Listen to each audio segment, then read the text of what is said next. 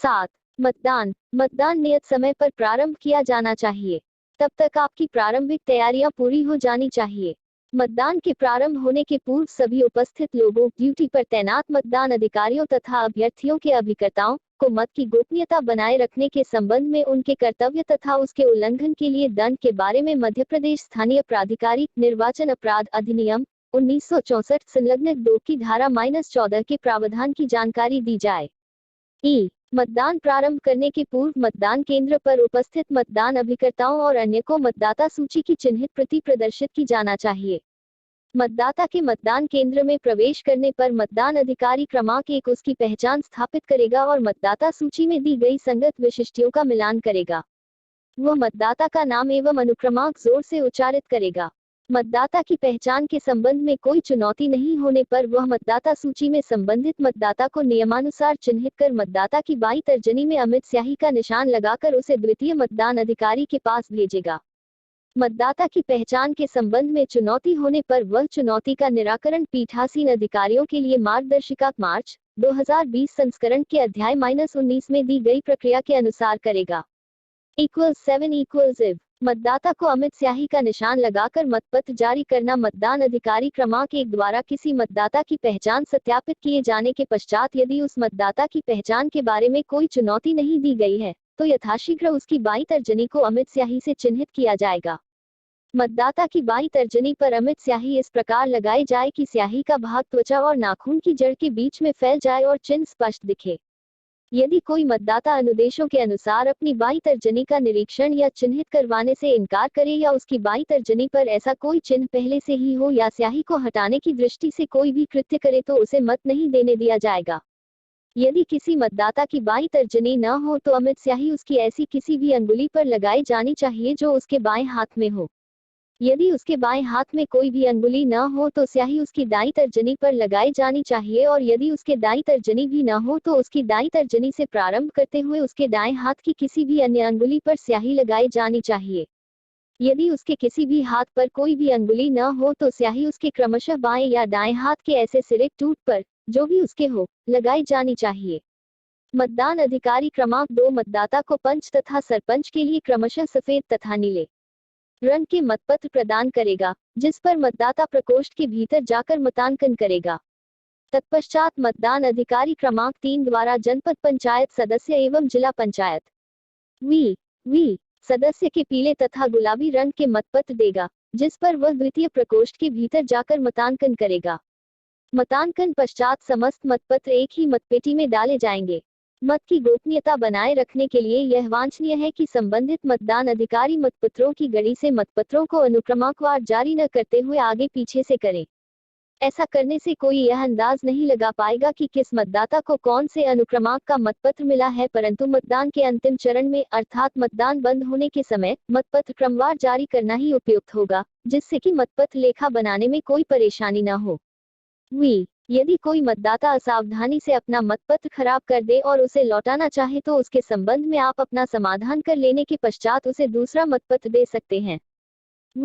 इस प्रकार लौटाए गए मतपत्र पर खराब रद्द किया गया शब्द अंकित करें और उसे अलग रखें। इस प्रकार रद्द किए गए मतपत्र लिफाफा क्रमांक 7 में रखकर सीलबंद किए जाएंगे।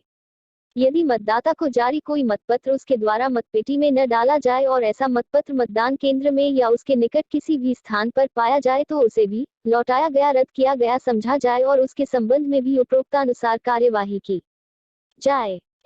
एक मतपेटी भर जाने पर दूसरी मतपेटी का उपयोग जब पहली मतपेटी भरने लगे तथा पुश से दबाने के बाद भी मतपेटी में मतपत्र डालने में कठिनाई प्रतीत हो तो दूसरी मतपेटी तैयार करके रख लें।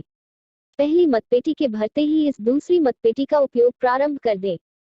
साथ ही पहली मतपेटी की दरार स्लिट को जिसमें से मतपत्र डाले जाते हैं निर्धारित प्रक्रिया के अनुसार बंद कर दें। भरी हुई मतपेटी अपने बैठने के स्थान के पास या उस मेज के नीचे रखें जिसके ऊपर मतदान के लिए नई मतपेटी रखी गई है।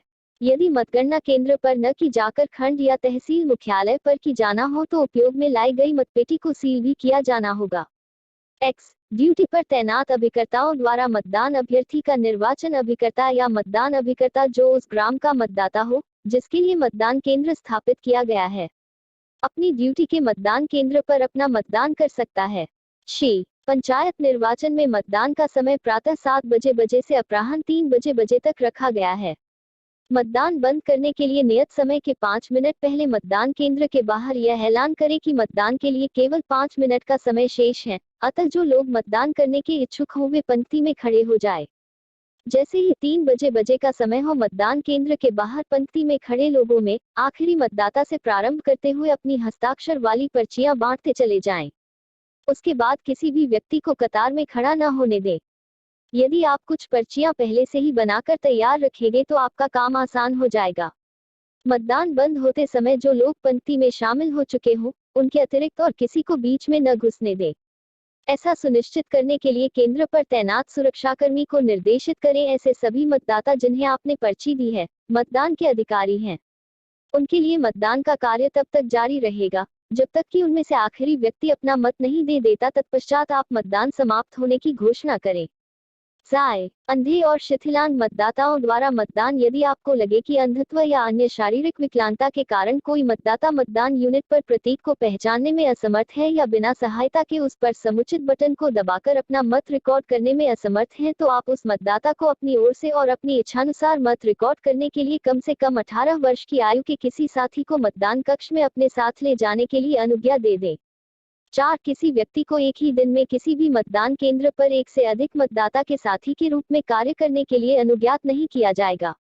बी किसी व्यक्ति को साथी के रूप में अनुज्ञात किए जाने के पूर्व उससे यह घोषणा करने की अपेक्षा की जाएगी कि वह उस मतदाता की ओर से उसके द्वारा रिकॉर्ड किए जाने वाले मत को गोपनीय रखेगा और उसने उस दिन किसी अन्य मतदान केंद्र पर किसी अन्य मतदाता के साथी के रूप में पहले कार्य नहीं किया है।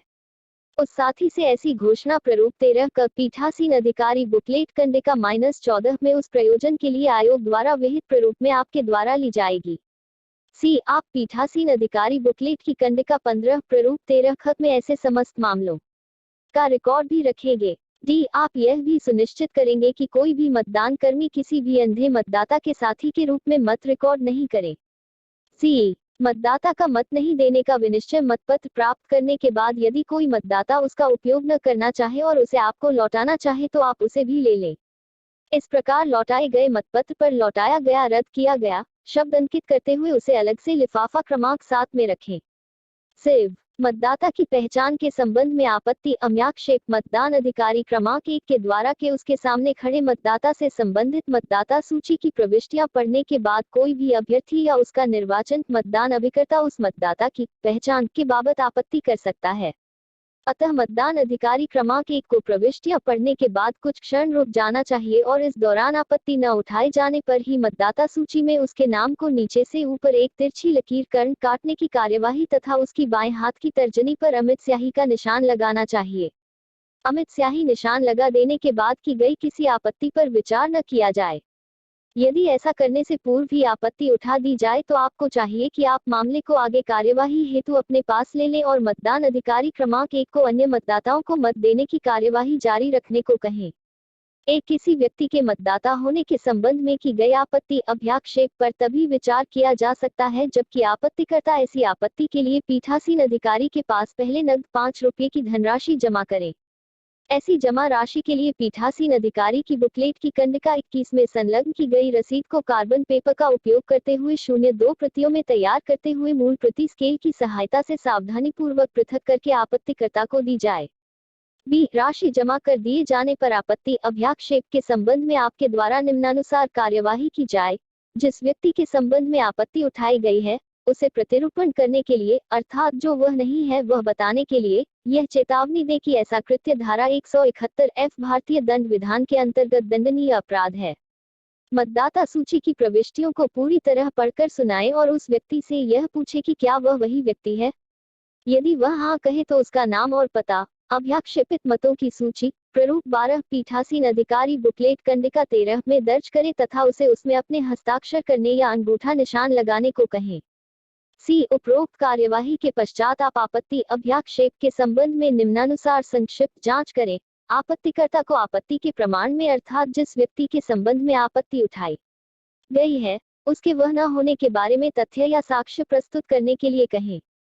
जिस व्यक्ति के बारे में आपत्ति उठाई गई है उससे वही व्यक्ति होने के बारे में तथ्य साक्ष्य प्रस्तुत करने के लिए कहें। इस हेतु उससे आवश्यक प्रश्न पूछे, जैसे कि ग्राम में वह कब से रह रहा है, क्या करता है, उसके रिश्तेदार और पड़ोसी कौन है, उसकी कितनी जमीन है, ग्राम के प्रमुख व्यक्ति कौन कौन है, आदि। पक्ष विपक्ष में साक्ष्य देने के लिए उपलब्ध उपस्थित अन्य किसी व्यक्ति से भी आप पूछताछ कर सकते हैं। उपर्युक्त पूछताछ आप शपथ पर बयान लेकर कर सकते हैं। जांच के बाद यदि आप उठाई गई आपत्ति अभ्याक्षेप सही हो न पाए तो संबंधित व्यक्ति को मतपत्र न दें और आपत्तिकर्ता को उसके द्वारा जमा की गई राशि लौटा दें। साथ ही आप स्थानीय थाने के थाना प्रभारी को एक रिपोर्ट पीठासीन अधिकारी बुकलेट कंडिका -24 प्रतिरूपण करने वाले व्यक्ति के विरुद्ध कानूनी कार्यवाही करने के लिए मतदान केंद्र पर तैनात किसी पुलिस सुरक्षाकर्मी के मार्फत भेजें और प्रतिरूपण करने वाले व्यक्ति को उसके सुपुर्द कर दे। प्रतिरूपण की घटनाओं का उल्लेख पीठासीन अधिकारी की बुकलेट में यथास्थान विवरण सहित अंकित करें। थाना प्रभारी को भेजी जाने वाली शिकायत का प्रारूप पीठासीन अधिकारी बुकलेट की कंडिका 24 में दिया गया है। कार्बन पेपर का उपयोग करते हुए आप इसकी कार्यालयीन प्रति तैयार कर लें एवं शिकायत की मूल प्रति मतदान केंद्र पर तैनात पुलिस अधिकारी को सौंपकर इसकी पावती कार्यालयीन प्रति पर प्राप्त करें। जांच करने के बाद यदि आप उठाई गई आपत्ति अभ्याक्षेप को सिद्ध होना न पाए तो संबंधित व्यक्ति को मतदान के लिए अनुमति देते हुए उसी तरह मतपत्र दें जैसे किसी अन्य मतदाता को दिया जाता है। साथ ही आप आपत्तिकर्ता द्वारा जमा की गई राशि शासन के पक्ष में जब्त करने के आदेश दें। 15 निविदत मतपत्र यदि कोई व्यक्ति स्वयं को मतदाता बताते हुए मतपत्र की मांग करे तथा मतदाता सूची के अवलोकन से यह ज्ञात हो कि उस नाम से कोई अन्य व्यक्ति पहले ही मतदान कर चुका है तो आप उससे इस आशय के कुछ प्रश्न पूछें जिससे आपको संतुष्टि हो जाए कि वह वास्तव में सही मतदाता है। ऐसा व्यक्ति मतपत्र प्राप्त करने का हकदार होगा, परंतु उसके मतपत्र को मतपेटी में नहीं डाला जाएगा। अतः उसे आप मतपत्र जारी करवाएं परंतु उसके मतपत्र को मतांकन के बाद मतपेटी में न डलवाएं। ऐसा मतपत्र जिसे निविदत मतपत्र स्टैंडर्ड बैलेट पेपर कहा जाता है अपनी सुपुर्दी में ले लें। ऐसे मतपत्रों का आप इस प्रयोजन के लिए अलग से दिए गए लिफाफों में पदवार अलग अलग रखें। मतदान की समाप्ति पर निविदत मतपत्रों के लिफाफों को जो क्रमशः पंच, सरपंच, जनपद पंचायत सदस्य एवं जिला पंचायत सदस्य से संबंधित होंगे, सीलबंद कर दें। निविदत मतपत्र मतपत्रों की आखिरी घड़ी में से अंतिम क्रमांक की ओर से जारी किया जाए। लेखा तैयार करने में सुविधा की दृष्टि से ऐसा किया जाना वांछनीय है। जिस व्यक्ति को निविदत मतपत्र दे उससे निविदत मतपत्रों की सूची प्रारूप -14 पीठासीन अधिकारी बुकलेट कंडिका -26 में संगत प्रविष्टि के सामने उसके हस्ताक्षर ले या अंगूठे का निशान लगवाएं। बी आप प्रारूप 15 के भाग 1 में निविदत मतपत्रों के रूप में उपयोग के लिए प्राप्त किए गए मतदाताओं को उस रूप में जारी किए गए अप्रयुक्त और लौटाए गए समस्त मतपत्रों का सही लेखा रखेंगे। CEVM से निर्वाचन कराए जाने की स्थिति में निविदत मतपत्र आपको पृथक से प्रदाय किए जाते थे। वर्तमान में समस्त पदों के निर्वाचन मतपत्र मतपेटी से कराए जा रहे हैं। निविदत मतपत्र के संबंध में कार्यवाही पूर्ववर्ती कंडिकाओं में उल्लेखित है। पृथक से निविदत मतपत्र प्रदाय न किए जाने की स्थिति में फाइल फोल्डर के क्रमांक 7 पर अंकित अप्रयुक्त निविदत मतपत्रों का मुहरबंद लिफाफा क्रमांक 2 उपयोगी नहीं है।